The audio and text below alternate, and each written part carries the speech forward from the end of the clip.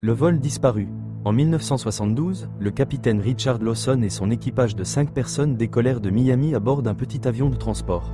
Leur mission était simple: livrer du matériel à une base militaire située à Porto Rico. La météo était idéale et rien ne laissait présager d'un problème.